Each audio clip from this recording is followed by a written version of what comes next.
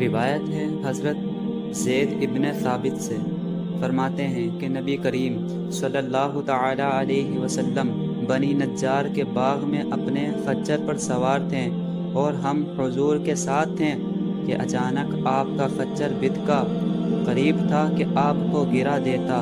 ناگاہ وہاں 5-6 قبریں تھیں۔ حضور نے فرمایا کہ ان قبروں کو کوئی پہچانتا ہے؟ ایک شخص نے عرض کیا کہ میں حضور۔ فرمایا کہ کب مرے؟ عرض کیا زمانہ شرک میں۔ تب حضور نے فرمایا کہ یہ گروہ اپنی قبروں میں عذاب دیے جاتے ہیں۔ اگر یہ خطرہ نہ ہوتا کہ تم دفن کرنا چھوڑ دو گے تو میں اللہ سے دعا کرتا کہ اس عذاب سے کچھ تمہیں بھی سنا دے جو میں سن رہا ہوں۔ پھر ہماری طرف چہرہ کر کے فرمایا کہ دوزخ کے عذاب سے اللہ کی پناہ مانگو۔ سب نے کہا ہم دوزخ کے عذاب سے اللہ کی پناہ مانگتے ہیں۔ فرمایا عذاب قبر سے اللہ کی پناہ مانگو۔ سب بولیں ہم عذاب قبر سے اللہ کی پناہ مانگتے ہیں۔ فرمایا کھلے چھپے فتنوں سے اللہ کی پناہ مانگو۔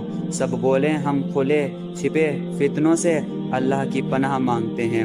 فرمایا دجال کے فتنوں سے اللہ کی پناہ مانگو۔ سب بولیں ہم دجال کے فتنے سے اللہ کی پناہ مانگتے ہیں۔ یہ روایت مسلم میں بھی ہے۔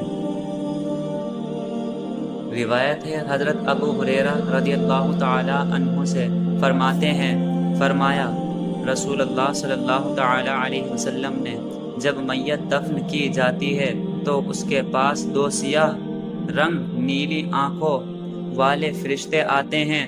ایک کو منکر دوسرے کو نکیر کہا جاتا ہے۔ وہ کہتے ہیں تو ان صاحب کے بارے میں کیا کہتا تھا؟ تو میت کہتا ہے یہ اللہ کے بندے ہیں اور اس کے رسول۔ میں گواہی دیتا ہوں کہ اللہ کے سوا کوئی معبود نہیں اور یقیناً محمد مصطفیٰ صلی اللہ تعالی علیہ وسلم اللہ کے بندے اور اس کے رسول ہیں۔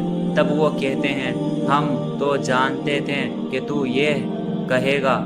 پھر اس کی قبر میں فراخی کر دی جاتی ہے 70 گز میں۔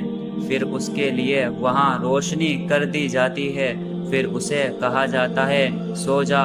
وہ کہتا ہے میں اپنے گھر جاؤں تاکہ انہیں یہ خبر دوں۔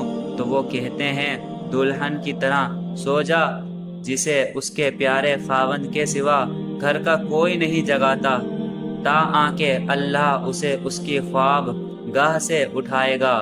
اور اگر مردہ منافق ہو تو کہتا ہے کہ میں نے لوگوں سے کچھ کہتے سنا تھا، اسی طرح میں بھی کہہ دیتا تھا، میں نہیں جانتا۔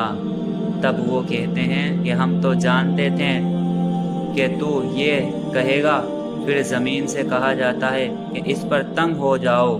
اس قدر تنگ ہو جاتی ہے کہ مردے کی پسلیاں ادھر ادھر ہو جاتی ہیں۔